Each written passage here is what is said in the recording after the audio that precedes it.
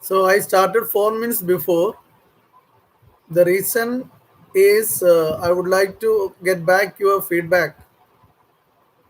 I would like to get your feedback regarding the question answers. Have you done the work? Because most probably before the summer vacation starts, I'll be taking the test. Civics already we have finished. We have already finished civics. So I'll be that is with your parents' help. I'll take the test because soon after you come to the school, that there will be exams like midterm two or that midterm and all together, and only few chapters will be just left for the midterm exam in the month of July. Once you finish that one, we can have a revision also. So before that, during this now, I don't know when we are going to have the vacation. So but during the vacation, since we don't have the place to go anywhere, just concentrate on your studies and try to get maximum marks. And I would like to know that is, yes, have you finished your copy work? Because I had given enough time to finish the previous work, and the Monday only I had given, and so that Sunday only I had given the work, and Monday you could have finished. And you need to write only the answers, short answers and the long answers only you need to write in the copy. So I hope that you have finished your work. Writing, don't misunderstand. Writing only it is not the part of study. That is only you are writing the clerical work.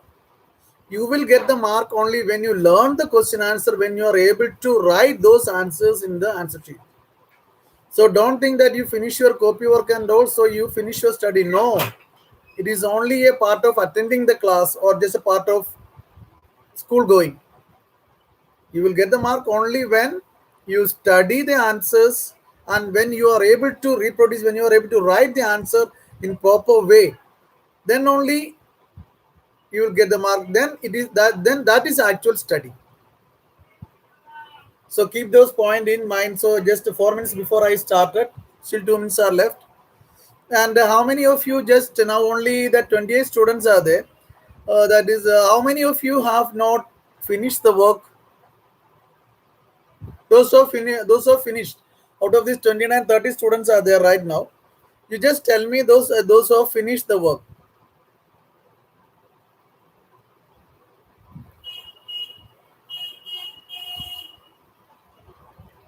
It is not possible for me to just around 150 students send the copy, and it is not possible for me to check just in the online. So you just now from every class I will ask some students, especially the weaker ones. I don't want to use the word. Because last year we had the report. Those students who are not completed the work and their results were withheld. Those students copy I will be asking from 10th Ruby, 10th Emerald, 10th Diamond.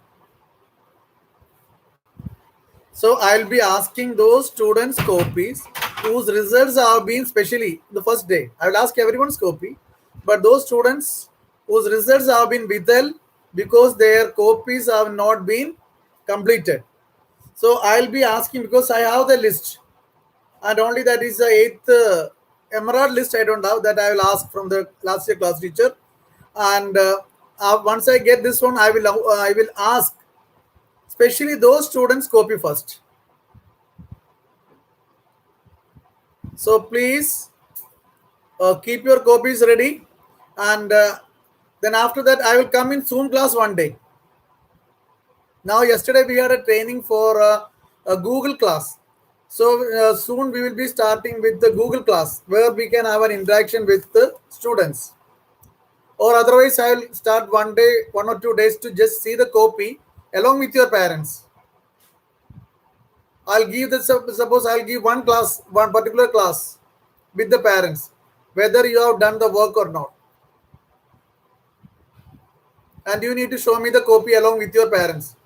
Suppose 8th Ruby, I'll be having a Zoom class only for 8th Ruby.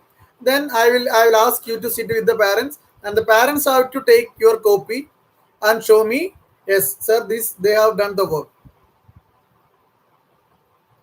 Okay, like another then eighth emerald, then eighth diamond. Once after finishing those, checking the copy of the students whose results have been withheld. So keep your things ready. Once your work is up to date, there is nothing to worry. Understood? So okay, now let us start with the class. Okay. So we were discussing about the revolt of 1857. I had summed up yesterday. I had given the total summary of the chapter and what was this all about, this 1857 revolt. So now just we need to start with the page number 48. Since you got an idea about the chapter, I need not to repeat every time. So the nature of the revolt of 1857 has been termed as a Sepoy mutiny by the British. Some Indian historians prefer to call the first war of independence. I told you in the previous class also, we the historians of India prefer to call this as a first war of independence. But whereas the Britishers call it as a Sepoy mutiny. जो सिपाहियों के बीच के अंदर की जो लड़ाई. Most of the British contemporary writers such as Sir James that Outram and P. Roberts view it as a mere mutiny of the soldiers. These are the some of the British historians, writers, that is Sir James Outram and P. Robert. They say that it is only a लड़ाई सिपाहियों के बीच में जो लड़ाई सिपाही mutiny, it is mere mutiny of the soldiers, which was brought about by the introduction of greatest cartridge. So, according to them, this was only a mutiny, a ladai, because the Britishers introduced the new cartridge. They see that revolt of 1857 in that way, because they always tried to undermine India and always tried to give the superiority to their country. And we, the Indian historians, also do the same thing. Now, then they insist that the mutiny never had a mass participation. And the reason why they say, Array, you see, this is only a some of the sepoys had taken part. There was no mass participation. What do you mean by mass participation? A large number of the people take part. Then that is called mass participation. So, and was concentrated in a few pockets of North India. So this mutiny, that was large number of the people were not there. Mass participation was not there, and it was taken place only some pockets of North India. However, some of the British writers, like in some of the British writers, such as regard J.B. Norton regard it as a mutiny as well as a revolt of the people. And the one person is from Britain, that is J.B. Norton, he said it was a mutiny. I agree, but at the same time, it was a revolt also.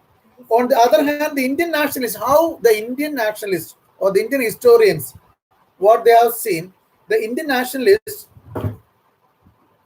leaders such as Veer Savarkar and A. Mehta call it as a war of national independence. It is not only Veer Savarkar, that is all. Why that is in a biased idea, it is given in the textbook, I do not know. All the people or the people who were in the mainstream of the leaders, they were not only this particular people, all the people in India who were in the frontliners of the Indian independence struggle. So they all called as a this is Indian independent struggle.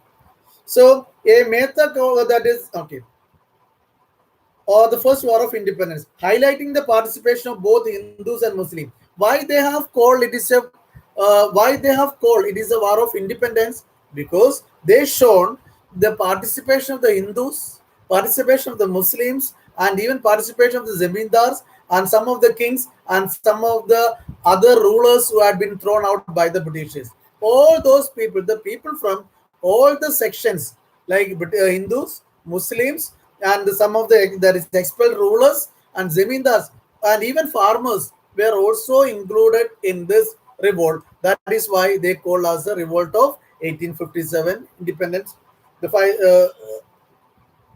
the revolt of 1857. So even the British Prime Minister Disraeli recognized it as a national revolt. So that is we have no idea about this really he was in which period, but it book says that the president, sorry, that time the maybe he may be the prime minister of those time. So that even he also recognized. I don't know even after this period. I'm not sure about it, but he was a ex prime minister of Britain.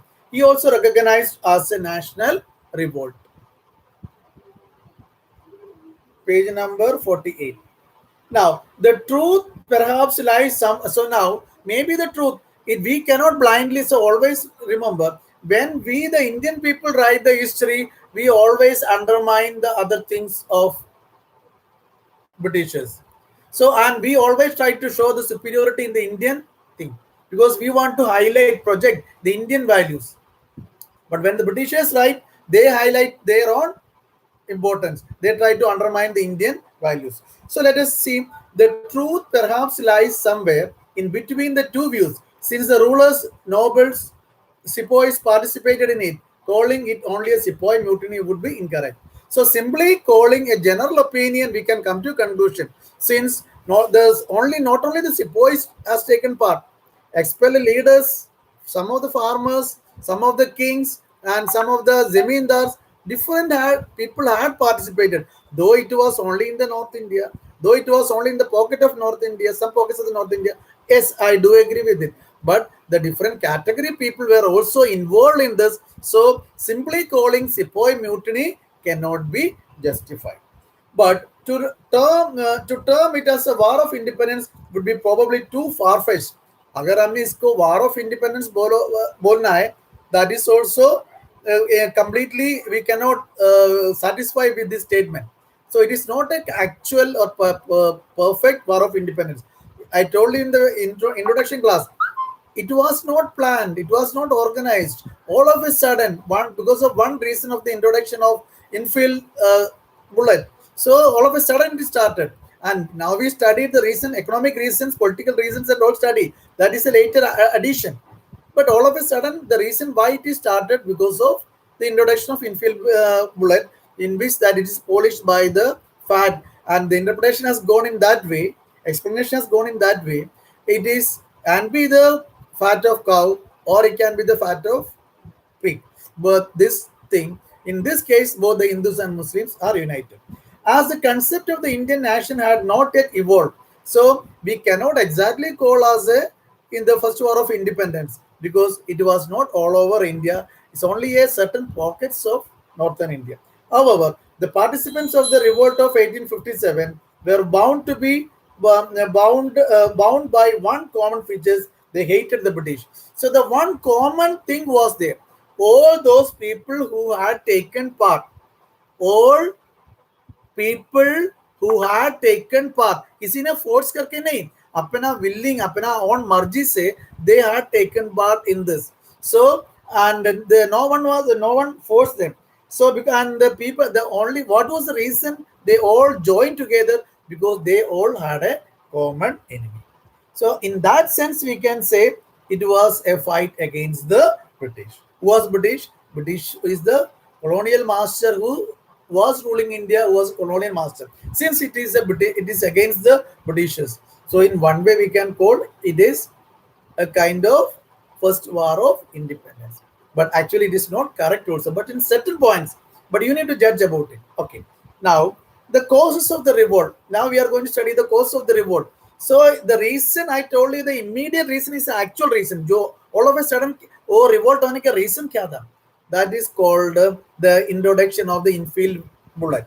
Now the historians had found some other reason. ये होने का जो all of a sudden revolt होने का reason, there are some other facts were also involved, and those reasons had been they had categorized those reasons into political reason, economical reason, and social and religious reason, and finally that's called military reason.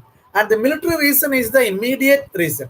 Now the historians of India had arranged the reason for this revolt, and they categorized one, politically the people of India were not happy under the British. Economically the people were not happy with the under the British, and social wise समाज में भी जो भी जो changes हुआ समाज के अंदर, that is also the people of India, they were not happy. And these some of the reason which were categorized by the historians of India, which could have or which must have led to the revolt of 1857. So now let us study the political reason. The British policies under the subsidiary alliance and the doctrine of lapse reduced the native kings and princes to mere subordinates. So the two methods that the Britishers had that is included. So without the war, they had adopted many small countries to the British Empire. For example, subsidiary alliance. We already studied about the subsidiary alliance. So these kings had to give us a certain amount of money, and the British people will keep a representative in the country. And under then this was a condition, they will protect them. And in case if any people who turns against the Britishers, then that country will be annexed to the British subsidiary alliance. And they started in the name of that the British will protect those people. Finally, all those countries which had taken the subsidiary alliance had been taken over by British. And this was the one reason people did not like. And the chalak nature of Britishers, people understood. Not only the king, and another one that is the doctrine of lapse. Another that is very cunning law that they made. I am a king. If I do not have a boy child, after my death, that he has to take the yeah, that is the throne will be given to my son. Understood? So now, since I do not have a legal heir boy, so this power cannot be handed over to my daughter. Then even second thing, I cannot even that is adopt any of my relatives' son as my son. So that is called the doctrine of lapse. The power, even if the king doesn't have the boy child, and the power cannot be given to the girl child, and it cannot be accepted as the ruler, and automatically these countries also will be taken over by British. So because of these two, subsidiary alliance and the doctrine of lapse, these were the very cunning rule method introduced by the British. And this because of this reason, people in those region country, they all had a hatredness towards British. Then after that, what happened? So the native rulers and the chieftains of Satara, Jhansi, Sambalpur, Nagpur, and Awadh were made the part of their kingdom in just unjust manner. So these are the names of the country which has been accepted, adopted, or rather I would say taken away from these rulers. Now, uh, Nagpur and Awadh were made with the part of their kingdom in a just manner. This created a bitterness against the British rule among the displaced ruling class. So, and since many people, many kings' country had been taken away by the British in the name of doctrine of lapse and the subsidiary alliance, the kings and the people were not happy with the British. Now, second point, the expansionist policies of the British made all Indian rulers suspicious of their intentions. So every day, every time that what they observe, one by one, they are adding, they are annexing, they are including the other countries, or they're destroying the other country and adding to the British territory. These people they found in a suspicious attitude. इनका attitude क्या है, इनका सोच क्या है? तो पूरा India, पूरा जो देश पूरा ब्रिटिश के अंदर लेना चाहता है. That is, it has got a kind of doubt among the minds of the Indian people. And these are all the conclusions of the historians of India. Okay. The British discontinued the policy of granting pension and the titles of the Indian rulers, which caused widespread. And some of the territories had been taken by the Britishers. And now Britishers decided, the Britishers had a policy. And suppose my country has been taken by the British.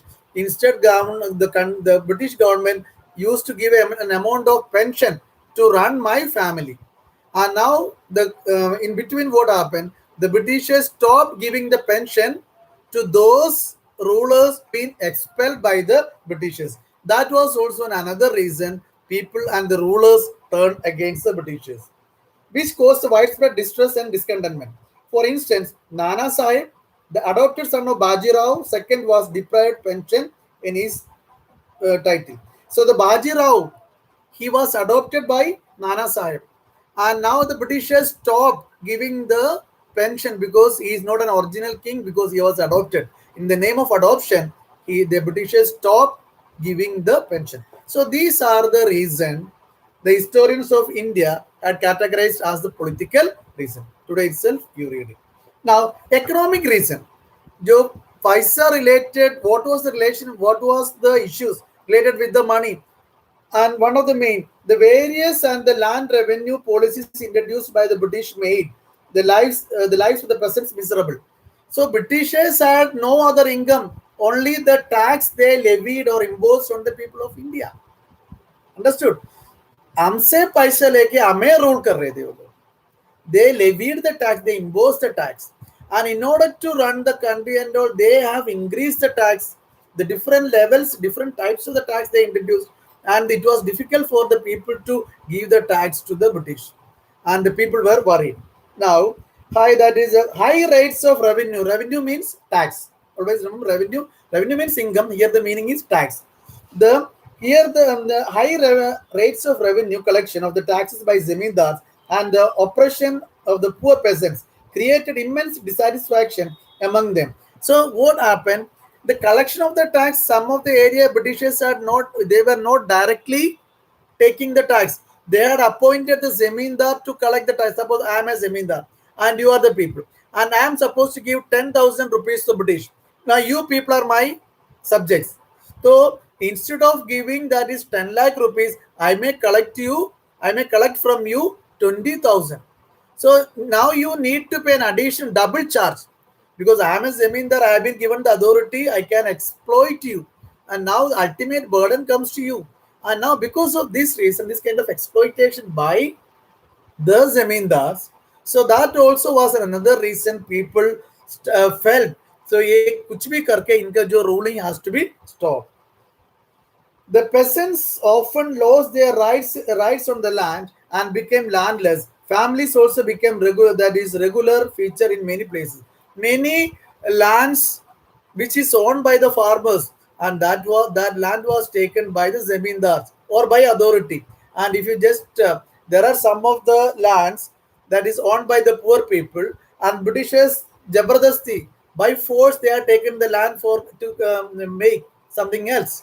So, and this was also another reason. The first reason, in the economic factors are concerned, the tax imposed by the Britishers and the tax collection method that really felt really that the people of India felt really upset with the system.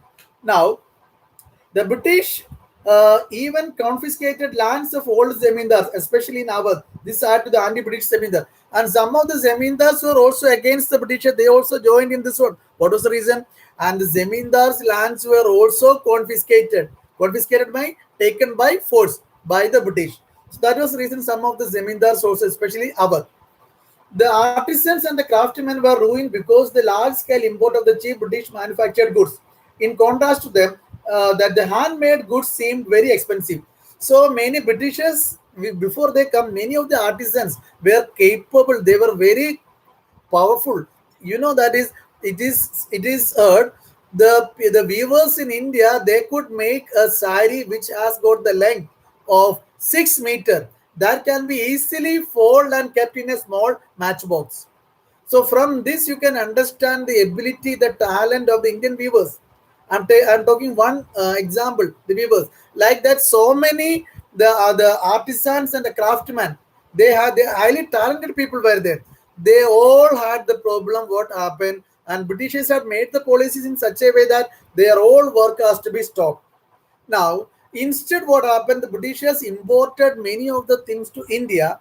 That is a machine-made one. That is more. That has got more quality and cheaper because of this import of the machine-made good from Britain. So most of these artisans and all people they lost the income. People stopped buying their product. So they faced a big issue regarding the income. And iske alawa bhi, these people from the Indian, these artists are the craft work and all imported to British.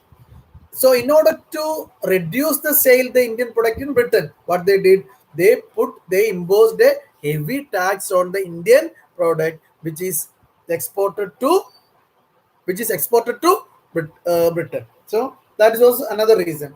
So now, as a result, their demand increased. On the other hand, Indian goods were subjected to very heavy duties when sold in England. So that was a condition of the artisans and the craftsmen. Their income is totally gone. Now, another reason, people who were previously dependent on the royal patronage for their livelihood found themselves unemployed due to the displacement of the old ruling. So, when you just look into the India's history, so the people who are good at singing, people who are good at drawing, people who are good at so many other art and this one, they got the support from the king, and they have been given the permission to stay in the palace and supported them to create more work center. And all those people, when the Britishers came and they just throw these people out, and because these things, there is no support from the king and all, these talented people, and they lost their income and they lost their interest on the work. So naturally, these people also was very much interested to join against the Britishers. Now, the drain of wealth and extremely a slow pace of industrialization added to the economic grievance of the people. And as we studied in the previous class, the main aim of the Britishers was to exploit India. Of course, we have been benefited in many ways by the British rule in India. Like example, the parliament, like another railway, and so many other things and all are there. So, but at the same time, their main aim was to exploit India, and they want to sell their final product to India. They had seen India as a two-way. One is the place to collect the raw material. What do you mean by raw material? अगर आपको sugar factory शुरू करना है तो उसके लिए आपको जो शुगर केन चाहिए, दो रिलेटेड थिंग्स चाहिए. These all are called raw material. And when you convert the sugar cane, after converting this one, you make sugar. Sugar is the final product. So this is an example. So in the same way, the Britishers had the industrial revolution has taken place in Britain. So they want to collect a large number of large volumes of raw material from India, and they exported to Britain. From there, they converted into the final product, and they dumped that product in India to sell, and they got a good profit. So because of this reason, so the drain of economy, हमारे India का जो पैसा, that has gone to Britain. So these were the economic reasons. So children, it is clear these are the creations, these are the assumptions of the historians of India. They have segregated the political reason why the people are joined with 1857 revolt, normal people, and the economic reason. Now the another reason, that is social and religious cause. The interference of the British in the religious traditions and the customs of Indian communities made the Indians very insecure, as they failed to comprehend the motive of the British. Listen now, like Rajaram Mohan Rai and all, you know about the Sadi. So that is in case agar Padi ko death hua hai, so that is it is considered that is it is because of the wife's mistake, or it is because of the wife's sin. अगर पति दारू P के मर गया और कोई और कुछ बीमारी से टीबी होके मर गया, तभी भी it is considered as it is because of the sins committed by the woman. So then what was the remedy for it? When the man, after his death, the funeral, it was their body was burned. That's called fire, and the woman had to jump into the fire and burn alive. That is called the Sadi system. Now we cannot accept this system anyway. But many social reformers like Rajaram Mohan Rai and all, that is they worked against it, and they want to stop this what is called the very cruel method of cruel practice of India. Another one, अगर किसी का lady का, that is if the lady lost their husband. So even if she is at the age of 25, because उसी time में बाल विवाह वगैरह होती थी, if the husband dies, so normally बाल विवाह में जो लड़की 13 साल की है, पति 35 साल की होती है. So when this girl reaches to 25 years, ये आदमी बुढ़ा हो गया होगा, मर गया होगा, and this girl is very young, and then she cannot marry again. So the people, then they had made some kind of policies in such a way that the widow can remarry. Again, this credit goes to Rajaram Mohan Rai.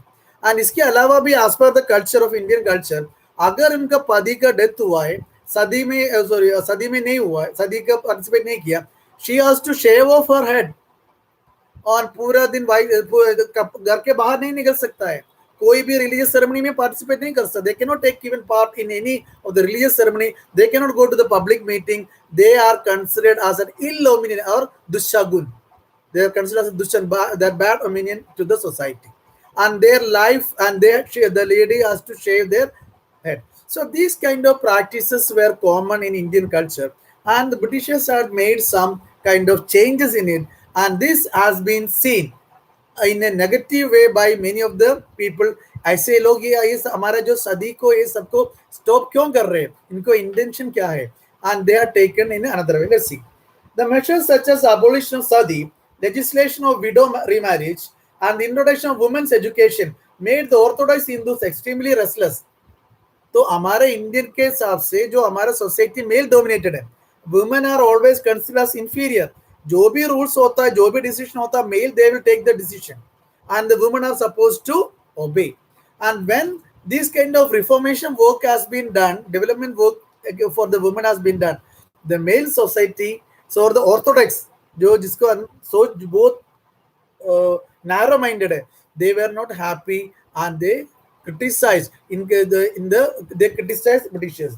They viewed these measures as a threat to the established social order, and were convinced that the British were all set to destroy the religion. So some people, these people with the wrong attitude, they explained, or they taught or try to teach the other people. इनका जो main British वालों को जो main M है, हमारे religion को खत्म करना है. तो that was also and wrong teaching, teaching done by the orthodox people. The attempts of the Christian missionaries to convert people into Christianity introduced fear among the some sections of society. At the same time, there is a reason for these people to think in that way also. Now, one side they are doing some kind of social reformation, which they feel it is against their religion. But at the same time, what happened that the Christian missionaries in India, they even tried to the people to the Christianity. So simultaneously it is happening. One side the people, the missionaries in India, they are preaching their religion, and they convert the people to the Christianity. And so these things had happened simultaneously. Then naturally the other people, they had a doubt. So इनका intention क्या है? So that is, they are trying the people to convert into the Christianity. But one thing you need to understand, so Britishers never supported it. Missionaries are different, and the Britishers are different. Britishers never tried to convert the people to in Christianity. The reason, the reason, they don't want the people to get converted into Christianity, because they always treated Indians are inferior. They always found Indians are inferior, and they don't want the people to come to the Christianity. So, and this is the reason. And one more thing, they had many people, they had a different explanation. They ruled around, that is around 300 years in India, and if their purpose was the conversion, the entire India would have been converted. So that is some manipulated mind. They to provoke the people, they say that the British were trying to convert into this one. It is not the Britishers, but the missionaries were there. Missionaries were there, and they converted the people into Christianity. Now, the next point. Lands belonging to the temple and mosques were taxed. Families depend on that income where these lands were hurt by this. Now, many of the temples and the mosque, it was owned by some of the families, and the people used to give the money to the temples and mosques. Now the government put the tax on the temple. I am an owner of a temple, and I used to get a lot of money which is given by the devotees. Now the government is, or the Britishers, they put the tax on the income, like in the mosque also. British followed the policy of racial discrimination. Indians were denied the high-ranking jobs in promotions. They often faced humiliation and were looked down upon the Britishers. So even Indian people were also employed in the government. Even Indian people were employed in the British army, but they made a racial segregation because Indians were not allowed to give. They did not given, the Britishers had not given any chance for these people for the promotion. 1 minute. And the segregation of Indian people based on the color, that was also another reason. People had a hatredness towards British, especially the people who are working in government. Caste norms were disturbed when the Indians belonging to the different castes were placed together in army, prisons, and railways. So the last point. So the people, as per the custom that with Brahmins, Vaishyas, Kshatriyas, Shudras all together, all had a different sections. So it is not possible for a Brahmin person to stay with the Vaishyas or Shudra. But those people who have been in working in the military, so whether it is a Vaishya, Shudra, or Brahmin, all people are treated equally. And the people who have been kept in the jail, there is no difference whether Brahmins or Vaishyas or Shudras, and they had to stay together. So this also was another reason that against the Britishers, the people joined in the revolt of 1857. Okay, children, very interesting today itself. You just read it and understand. All the best, and try to find out the answers too.